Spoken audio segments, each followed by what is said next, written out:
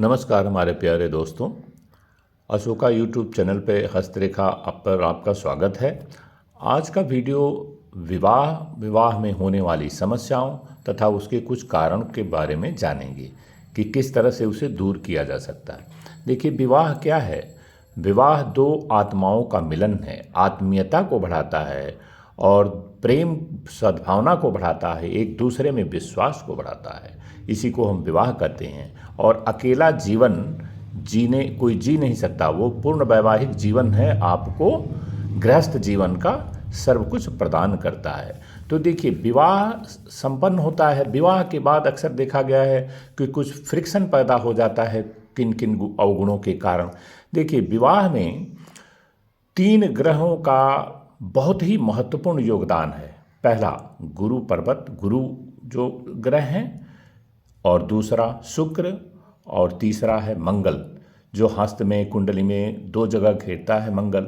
तो देखिए, जिसका मंगल उच्च का होता है वह क्या होता है कि थोड़ा सा उसमें एग्रेशन हो जाता है और वो साहसी होता है।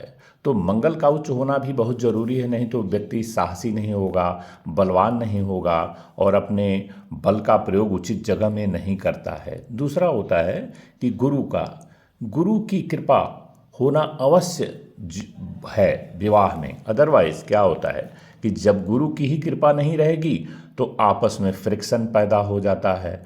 और इन सब के को सुचारू रूप से विश्वास को बढ़ाने के लिए, एक दूसरे में प्रेम भावना को जगाने के लिए शुक्र का अच्छा होना बहुत ज़रूरी है।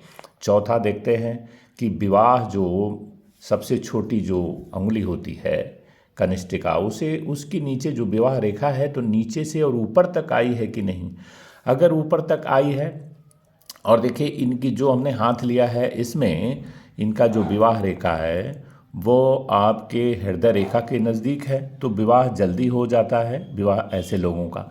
और विवाह में क्या होता है, विवाह के बाद में जो ये सब ग्रह जो है अच्छे रहते हैं, तो गुरु का पर्वत भी ऊंचा है, जैसा हाथ देख करके हम बता सकते हैं, और शुक्र का पर्वत भी ऊंचा है और मंगल का भी स्थान ऊंचा है।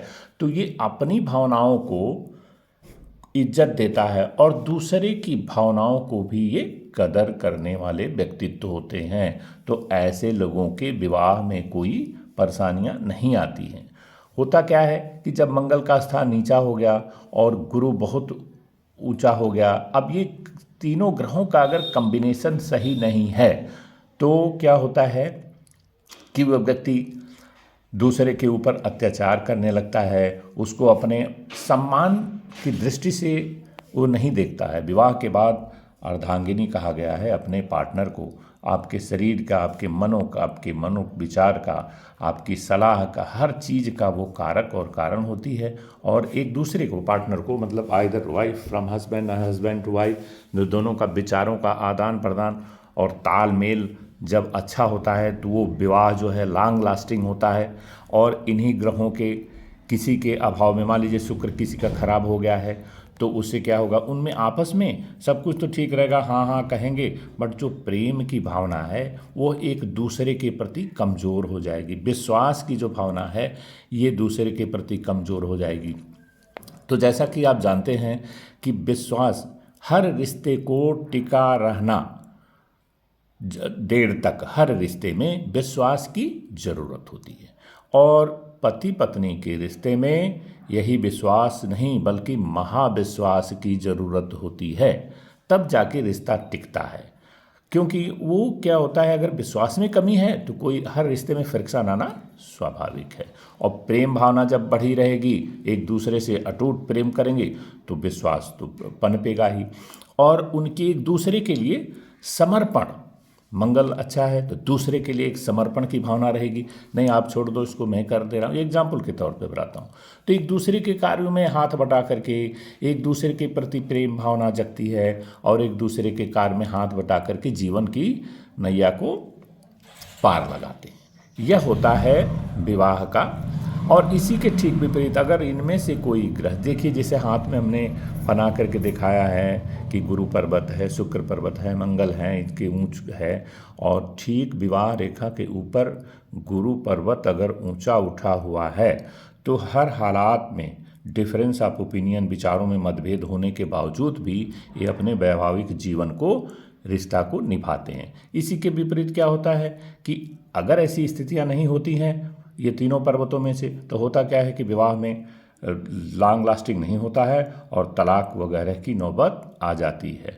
तो और दूसरा बात है, अपनी सोच को हमेशा सकारात्मक बना के दूसरे को आदर, मान सम्मान के रूप में एक पार्टनर को एक्सेप्ट कर किया जाता है। और उसके बाद हर मामले में एक सलाह लेकर, अगर आप सलाह नहीं लेते अपने पार्टनर से तो ही और she will feel ignored and then the friction arises. तो इस तरह से अपने विचारों को, अब जब ये ग्रह सबके अच्छे रहेंगे किसी भी व्यक्ति के, तो वो ऐसा ही करेगा कि सलाह लेगा, सम्मान देगा, उनकी भावनाओं को समझेगा और उनका रिश्ता जो है लॉन्ग लास्टिंग, बहुत मतलब आजीवन, सातों जन्म तक चलता रहेगा। ठीक इसके विपरीत अगर सिर्फ अपनी ही स्वतंत्रता चाहिए, दूसरे की स्वतंत्रता नहीं, तो विवाह नहीं चलेगा। और ऐसे में फिर तलाक की स्थितियां पैदा हो जाती हैं। तो इस तरह से विवाह के सारे कारण बता दिए आपको, किसका विवाह अच्छी तरह से चलता है।